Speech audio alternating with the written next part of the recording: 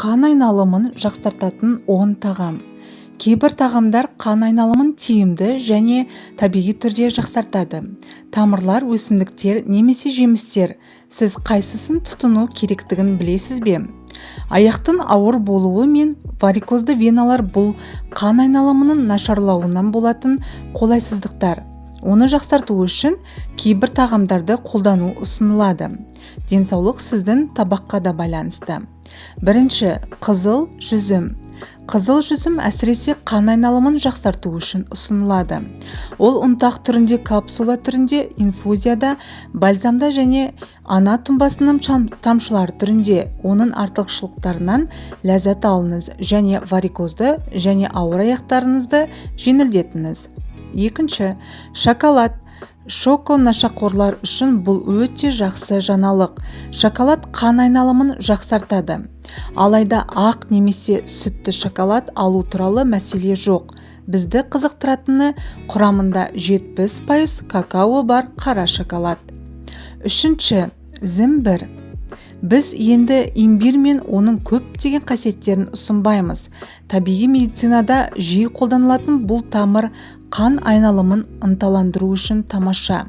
Оны ұнтақ емес, жана күйде жеп қойыңыз. Оны шикі үккіштен өткізіп, тұндыруға рұқсат етіңіз ыстық суда.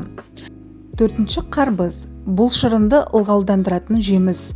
Бұл тамаша диуретикалық және антиоксидант. Бұл қан ұйығыштарының пайда болуына жол бермейді.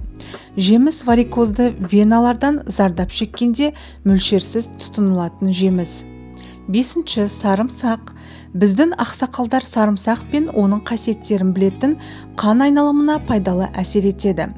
Оны тұтынудың идеалы таңертең шикі және аш қарынға.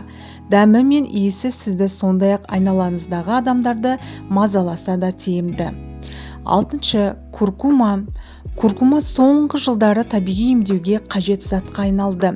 Бұл суперфуд бар бірнеше қасиеттер. Антиоксидант, қабынуға қарсы және антисептикалық. Ол қан айналымын жақсарту үшін де жақсы. Себебі ол артерияларда бляшкалардың жиналуын азайтады. Жетінші, каен бұрышы. Құрамындағы капсаициннің арқасында каен бұрышы қан айналымын ынталандырады және артерияларды нығайтады. Сақ болыңыз, жүкті әйелдер оны тұтынудан бас тартуы керек. Сегізінші, жасыл шай. Сіз шай ішкенді ұнатасыз ба? Одан да жақсы. Жасыл шай денсаулыққа өте пайдалы. Бұл сусын антиоксиданттарға бай, әсіресе қан айналымын жақсарту үшін ұсынылады. Сондықтан өзіңізді жоғалтпаңыз және күніне 3 кесе көк шай ішіңіз. Тоғызыншы, қызыл балық. Лосось дәмді еті бар майлы балық және гурмандар арасында танымал. Және бұл жақсы.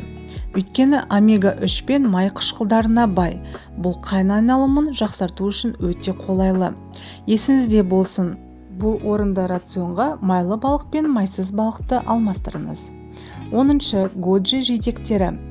Бұл жидек антиоксиданттарға бай. Оның ішінде каротиноидтар бар. Олардың қасиеттерін пайдалану үшін оны салаттарыңызға салудан тартынбаңыз.